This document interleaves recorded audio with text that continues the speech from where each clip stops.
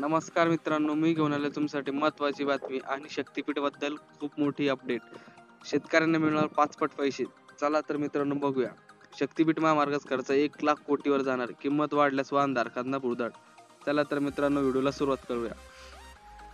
पवनार जिल्हा वर्धा ते पात्रादेवी सिंधुदुर्ग या महाराष्ट्र गोवा पर्यंतच्या शक्तीपीठ महामार्ग प्रकल्पाची मूळ किंमत 86,358 कोटीवरून 1,00,000 कोटी वर जाणार आहे. प्रत्यक्ष कामाला होणारा विलंब, शेतीच्या नुकसान भरपाईची बाजारभावापेक्षा 5 पट भरपाई आणि 50% बोनसच्या मागणीमुळे भूसंपादनाचा वाढत असलेला खर्च यामुळे प्रकल्पाची एकूण किंमत वाढत आहे. यामुळे प्रकल्प पूर्ण झाल्यानंतर अप्रत्यक्षपणे वाहनधारकांना टोल रुपये आर्थिक भुर्दड अधिक पडणार असल्याचे जाणकारांनी म्हणले आहे. शक्तीपीठ महामार्ग 802 किलोमीटरचा 6 पदरी होणार आहे.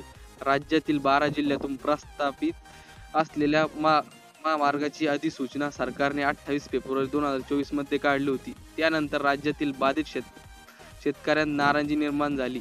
लोकसभा निवडणुकीत महायुतीचा याचा फटका बसला. दरम्यान विधानसभा निवडणुकीत महायुती सरकार सत्तेवरही आली. त्यानंतर शक्तीपीठाच्या भूसंपादनासाठी महायुतीच्या सरकारने 20,000 कोटी रुपयाची तरतूद मान्यता दिली.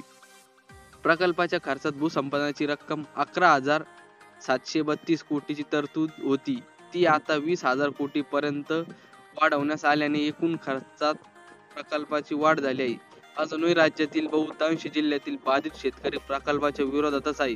परिणामी प्रकल्प प्रत्यक्षात कधी सुरू होणार याचे नेमके उत्तर महाराष्ट्र राज्य रस्ते विकास महामंडळ प्रशासनाकडे सध्या तरी नसल्याचे समोर येत आहे. चला तर मित्रांनो बघूया शक्तीपीठ महामार्ग. शक्तीपीठ महामार्गाची लांबी 802 किलोमीटर, 6 पदरी.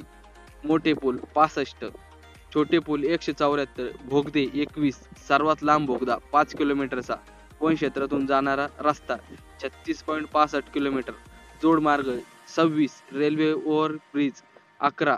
मूळ प्रकल्पातील तरतूद कोटीताशी.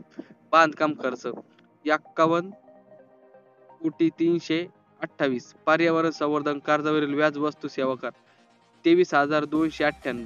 भूसंपादनाचा खर्च 11,732. शक्तीपीठ बाधित शेतकऱ्यांना बाजारभावापेक्षा 5 पट भरपाई आणि 50% बोनस म्हणून सरकारने द्यावी अशी मागणी आहे. यामुळे आणि प्रकल्पाच्या विलंबामुळे वाढलेली महागाई मूळ प्रकल्पाच्या किमतीत वाढ होणार आहे.